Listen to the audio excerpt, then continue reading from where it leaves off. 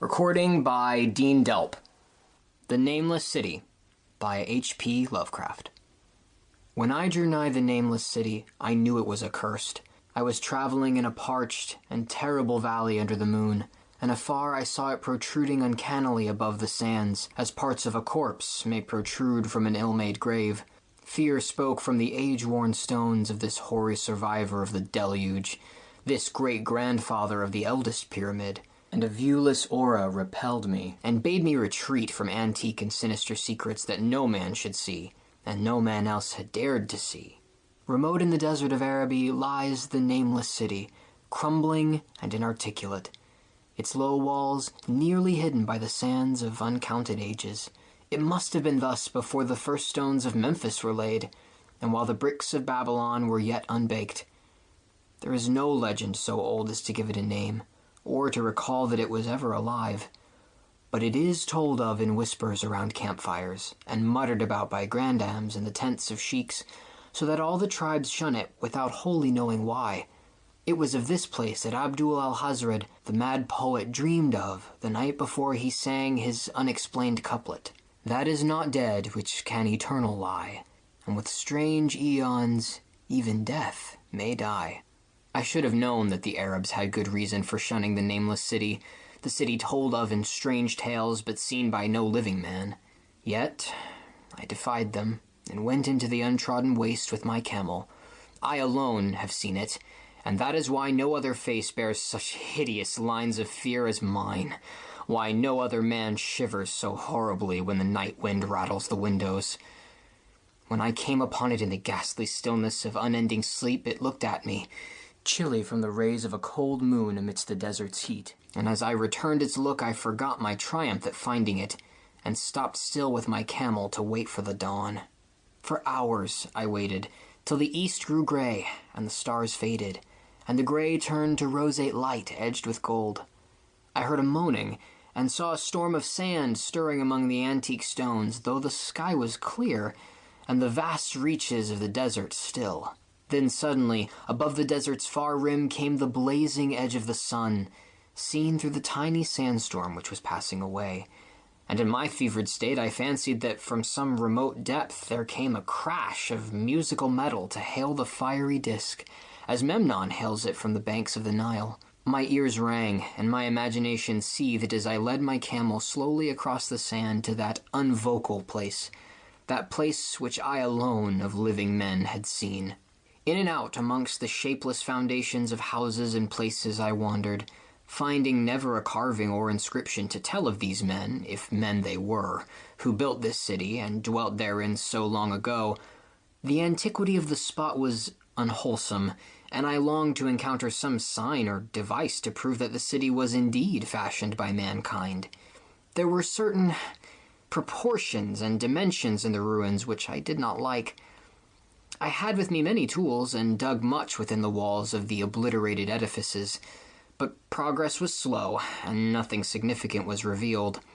When night and the moon returned, I felt a chill wind which brought new fear, so that I did not dare to remain in the city, and as I went outside the antique walls to sleep, a small sighing sandstorm gathered behind me, blowing over the gray stones, though the moon was bright and most of the desert still. I awakened just at dawn from a pageant of horrible dreams, my ears ringing as from some metallic peal. I saw the sun peering redly through the last gusts of a little sandstorm that hovered over the Nameless City, and marked the quietness of the rest of the landscape. Once more, I ventured within those brooding ruins that swelled beneath the sand like an ogre under a coverlet, and again dug vainly for relics of the forgotten race. At noon I rested, and in the afternoon I spent much time tracing the walls and bygone streets and the outlines of the nearly vanished buildings.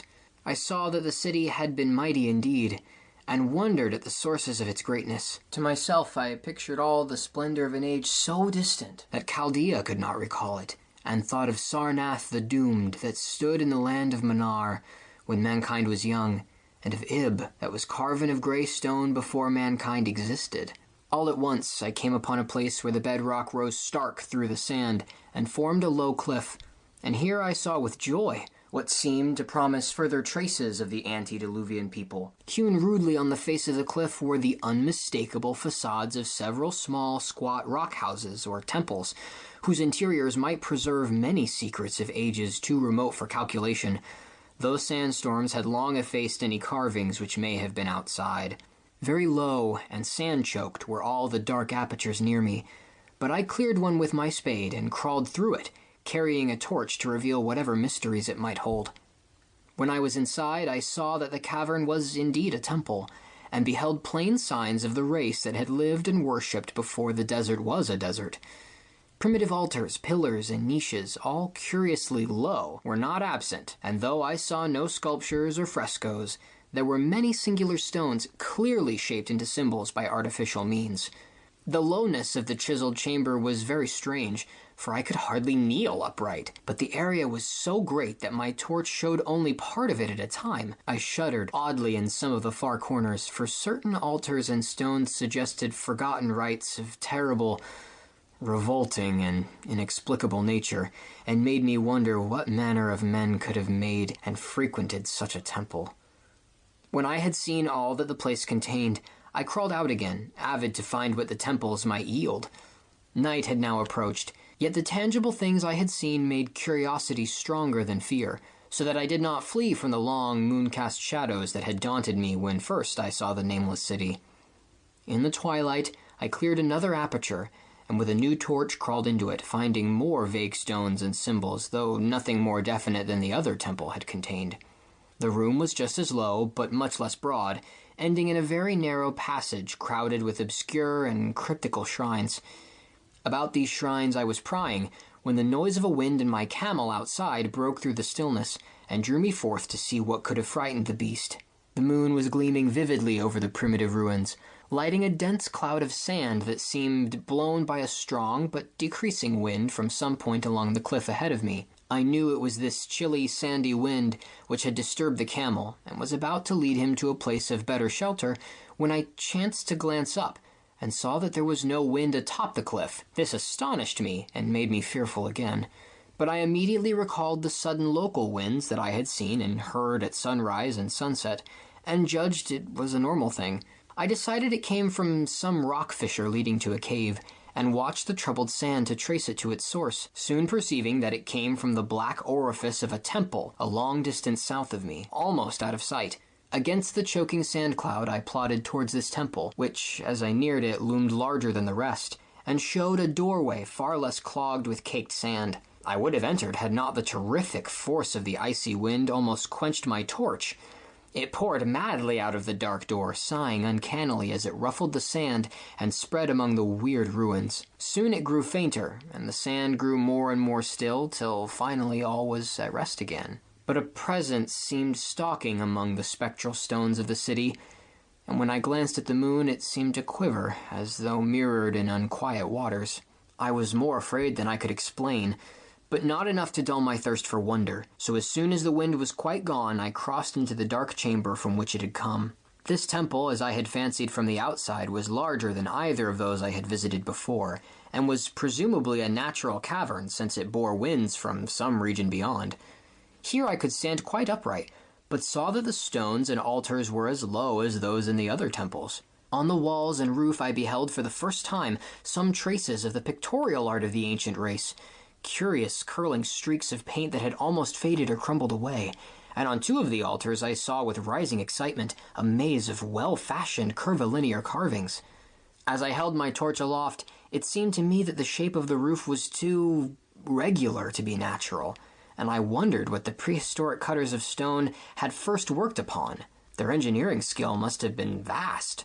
Then a brighter flare of the fantastic flame showed me that form which I had been seeking, the opening to those remoter abysses whence the sudden wind had blown, and I grew faint when I saw that it was a small and plainly artificial door chiseled in the solid rock. I thrust my torch within, beholding a black tunnel with the roof arching low over a rough flight of very small, numerous and steeply descending steps. I shall always see those steps in my dreams, for I came to learn what they meant. At the time I hardly knew whether to call them steps or mere footholds in a precipitous descent. My mind was whirling with mad thoughts, and the words and warning of Arab prophets seemed to float across the desert from the land that men know to the nameless city that men dare not know. Yet I hesitated only for a moment before advancing through the portal and commencing to climb cautiously down the steep passage feet first, as though on a ladder. It is only in the terrible phantasm of drugs or delirium that any other man can have such a descent as mine. The narrow passage led infinitely down like some hideous haunted well, and the torch I held above my head could not light the unknown depths toward which I was crawling. I lost track of the hours and forgot to consult my watch, though I was frightened when I thought of the distance I must be traversing. There were changes of direction and of steepness, and once I came to a long, low, level passage where I had to wriggle my feet first along the rocky floor, holding my torch at arm's length beyond my head. The place was not high enough for kneeling. After that were more of the steep steps, and I was still scrambling down interminably when my failing torch died out. I do not think I noticed it at the time, for when I did notice it, I was still holding it above me as if it were ablaze. I was quite unbalanced with that instinct for the strange and the unknown which had made me a wanderer upon earth, and a haunter of far, ancient, and forbidden places. In the dark there flashed before my mind fragments of my cherished treasury of demonic lore, sentences from Alhazred the Mad Arab, paragraphs from the apocryphal nightmares of Damascus, and infamous lines from the delirious Image du Monde of Gauthier de Metz. I repeated queer extracts and muttered of Afrasiab, and the demons that floated with him down the Oxus, later chanting over and over again a phrase from one of Lord Dunsany's tales, the unreverberate blackness of the abyss. Once, when the descent grew amazingly steep, I recited something in sing-song from Thomas More until I feared to recite more. A reservoir of blackness, black as witches' cauldrons are when filled, with moon drugs and the eclipse distilled. Leaning to look if foot might pass, down through that chasm I saw beneath, as far as vision could explore, the jetty sides as smooth as glass, looking as if just varnished o'er with that dark pitch the seat of death throws out upon its slimy shore. Time had quite ceased to exist when my feet again felt a level floor, and I found myself in a place slightly higher than the rooms in the two smaller temples now so incalculably far above my head. I could not quite stand, but could kneel upright, and in the dark I shuffled and crept hither and thither at random. I soon knew that I was in a narrow passage, whose walls were lined with cases of wood, having glass fronts. As in that Paleozoic and abysmal place, I felt of such things as polished wood and glass. I shuddered at the possible implications. The cases were apparently ranged along each side of the passage at regular intervals, and were oblong and horizontal, hideously like coffins in shape and size. When I tried to move 2 or 3 for further examination, I found that they were firmly fastened. I saw that the passage was a long one, so floundered ahead rapidly in a creeping run that would have seemed horrible had any eye watched me in the blackness, crossing from side to side, occasionally to feel my surroundings and be sure the walls and rows of cases still stretched on. Man is so used to thinking visually that I almost forgot the darkness and pictured the endless corridor of wood and glass and its low-studded monotony as though I saw it. And then, in a moment of indescribable emotion, I did see it. Just when my fancy merged into real sight, I cannot tell, but there came a gradual glow ahead, and all at once I knew that I saw the dim outlines of a corridor and the cases, revealed by some unknown subterranean phosphorescence. For a little while, all was exactly as I had imagined it, since the glow was very faint, but as I mechanically kept stumbling ahead into the stronger light, I realized that my fancy had been but feeble. This hall was no relic of crudity, like the temples in the city above, but a monument of the most magnificent and exotic art. Rich, vivid, and daringly fantastic designs and pictures formed a continuous scheme of mural paintings, whose lines and colors were beyond description. The cases were of a strange golden wood, with fronts of exquisite glass, and containing the mummified forms of creatures outreaching in grotesqueness the most chaotic dreams of man. To convey any idea of these monstrosities is impossible. They were of the reptile kind, with body lines suggesting sometimes the crocodile, sometimes the seal, but more often nothing of which either the naturalist or the paleontologist ever heard. In size, they approximated a small man, and their forelegs bore delicate and evident feet curiously like human hands and fingers. But strangest of all were their heads, which presented a contour violating all known biological principles. To nothing can such things be well compared. In one flash, I thought of comparisons as varied as the cat, the bullfrog, the mythic satyr, and the human being. Not Jove himself had so colossal and protuberant a forehead, yet the horns and the noselessness and the alligator-like jaw placed things outside all established categories. I debated for a time on the reality of the mummies, half suspecting they were artificial idols, but soon decided they were indeed some Paleogean species which had lived when the Nameless City was alive. To crown their grotesqueness, most of them were gorgeously enrobed in the costliest of fabrics, and lavishly laden with ornaments of gold, jewels, and unknown shining metals. The importance of these crawling creatures must have been vast, for they held first place among the wild designs on the frescoed walls and ceiling. With matchless skill had the artists drawn them in a world of their own, wherein they had cities and gardens fashioned to suit their dimensions, and I could not help but think that their pictured history was allegorical, perhaps showing the progress of the race that worshipped them.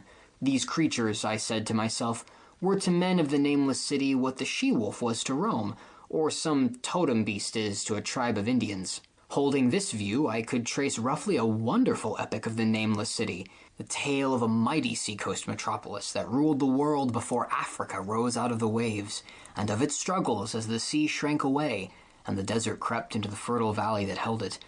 I saw its wars and triumphs, its troubles and defeats, and afterwards its terrible fight against the desert when thousands of its people, here represented in allegory by the grotesque reptiles, were driven to chisel their way down through the rocks in some marvelous manner to another world whereof their prophets had told them. It was all vividly weird and realistic, and its connection with the awesome descent I had made was unmistakable. I even recognized the passages. As I crept along the corridor towards the brighter light, I saw later stages of the painted epic. The leave-taking of the race that had dwelt in the Nameless City and the valley around for 10 million years. The race whose souls shrank from quitting scenes their bodies had known so long, where they had settled as nomads in the earth's youth, hewing in the virgin rock those primal shrines at which they had never ceased to worship. Now that the light was better, I studied the pictures more closely, and remembering that the strange reptiles must represent the unknown men, pondered upon the customs of the Nameless City. Many things were peculiar and inexplicable. The civilization, which included a written alphabet, had seemingly risen to a higher order than those immeasurably later civilizations of Egypt and Chaldea. Yet there were curious omissions. I could, for example, find no pictures to represent deaths or funeral customs, save such as were related to wars, violence, and plagues. And I wondered at the reticence shown concerning natural death. It was as though an ideal of immortality had been fostered as a cheering illusion. Still nearer the edge of the passage was painted scenes of the most utmost picturesqueness and extravagance, contrasted views of the Nameless City and its desertion and growing ruin, and of the strange new realm of paradise to which the race had hewed its way through the stone. In these views, the city and the desert valley were shown always by moonlight, golden nimbus hovering over the fallen walls, and half revealing the splendid perfection of former times, shown spectrally and elusively by the artist. The paradisal scenes were almost too extravagant to be believed, portraying a hidden world of eternal day filled with glorious cities and ethereal hills and valleys. At the very last, I thought I saw signs of an artistic anticlimax. The paintings were less skillful and much more bizarre than even the wildest of the earlier scenes. They seemed to record a slow decadence of the ancient stock, coupled with a growing ferocity towards the outside world from which it was driven by the desert. The forms of the people, always represented by the sacred reptiles, appeared to be gradually wasting away, though their spirit, as shown hovering above the ruins by moonlight, gained in proportion. Emaciated priests displayed as reptiles in ornate robes cursed the upper air and all who breathed it.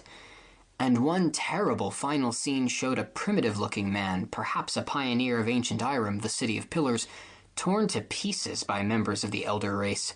I remembered how the Arabs fear the Nameless City, and was glad that beyond this place the grey walls and ceiling were bare. As I viewed the pageant of mural history, I had approached very closely to the end of the low sealed hall, and was aware of a gate through which came all of the illuminating phosphorescence. Creeping up to it, I cried aloud in transcendent amazement at what lay beyond, for instead of other and brighter chambers, there was only an illimitable void of uniform radiance, such one might fancy when gazing down from the peak of Mount Everest upon a sea of sunlit mist. Behind me was a passage so cramped that I could not stand upright in it. Before me was an infinity of subterranean effulgence. Reaching down from the passage into the abyss was the head of a steep flight of steps, small, numerous steps like those of the black passages I had traversed. But after a few feet, the glowing vapors concealed everything. Swung back open against the left-hand wall of the passage was a massive door of brass, incredibly thick and decorated with fantastic bas-reliefs, which could, if closed, shut the whole inner world of light away from the vaults and passages of rock. I looked at the steps, and for the nonce dared not try them. I touched the open brass door and could not move it. Then I sank prone to the stone floor, my mind aflame with prodigious reflections which even a death-like exhaustion could not banish.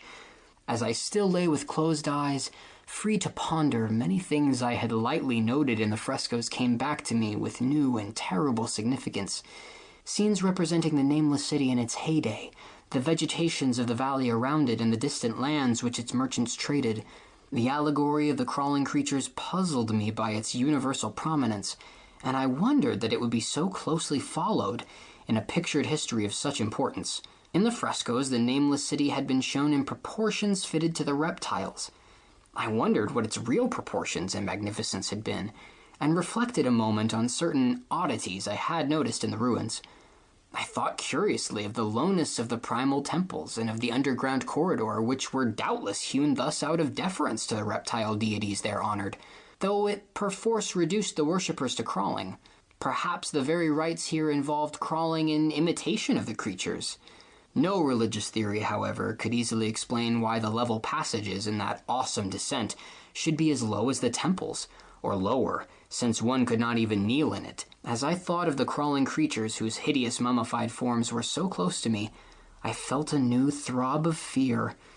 Mental associations are curious, and I shrank from the idea that except for the poor, primitive man torn to pieces in the last painting, mine was the only human form amidst the many relics and symbols of the primordial life. But, as always in my strange and roving existence, wonder soon drove out fear, for the luminous abyss and what it might contain presented a problem worthy of the greatest explorer.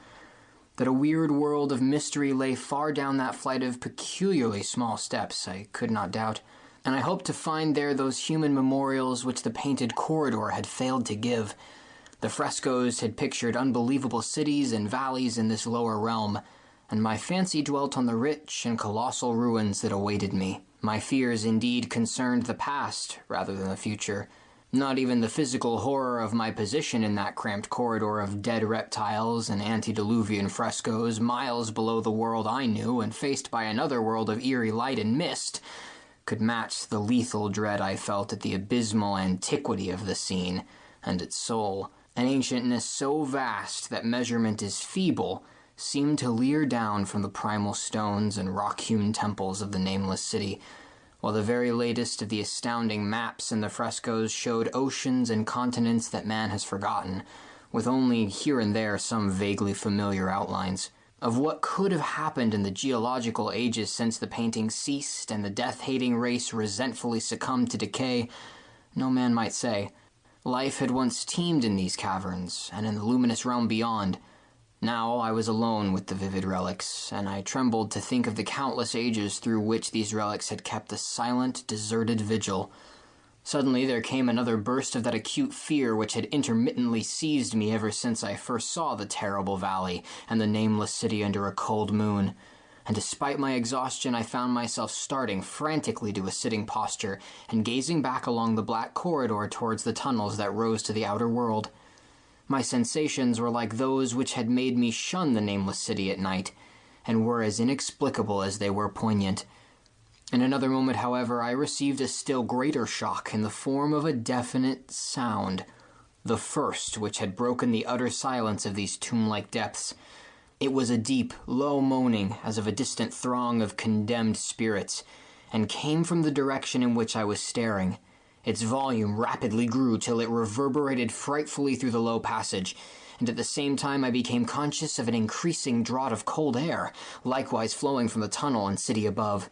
The touch of this air seemed to restore my balance, for I instantly recalled the sudden gusts which had risen around the mouth of the abyss each sunset and sunrise, one of which had indeed revealed the hidden tunnels to me. I looked at my watch and saw that sunrise was near, so braced myself to resist the gale that was sweeping down to its cavern home as it had swept forth at evening.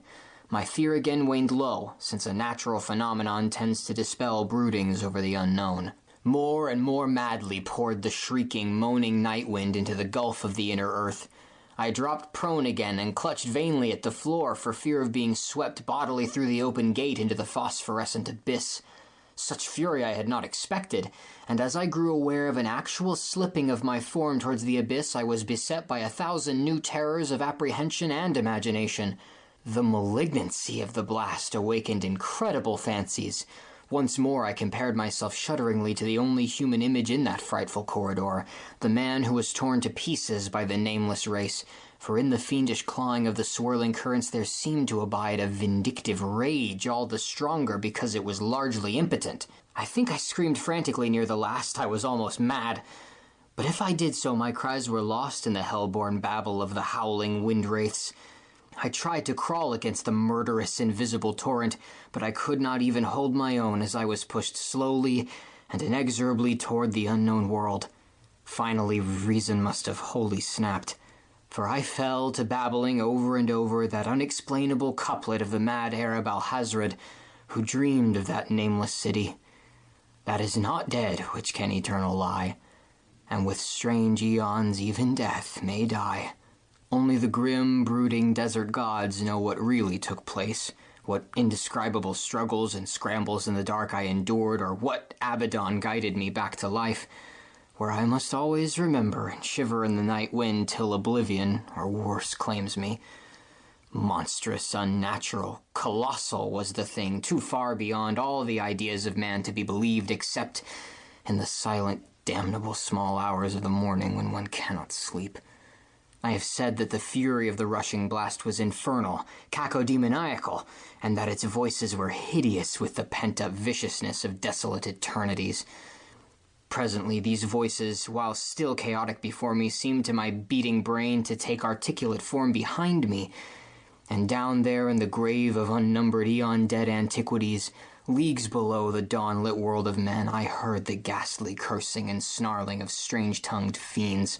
Turning, I saw outlined against the luminous aether of the abyss what could not be seen against the dusk of the corridor. A nightmare horde of rushing devils, hate-distorted, grotesquely panoplied, half-transparent devils of a race no man might mistake. The crawling reptiles of the nameless city. As the wind died away, I was plunged into the ghoul-pooled darkness of Earth's bowels, for behind the last of the creatures the great brazen door clanged shut, with a deafening peal of metallic music whose reverberations swelled out to the distant world to hail the rising of the sun, as Memnon hails it from the banks of the Nile. End of The Nameless City by H.P. Lovecraft. Recording by Dean Delp.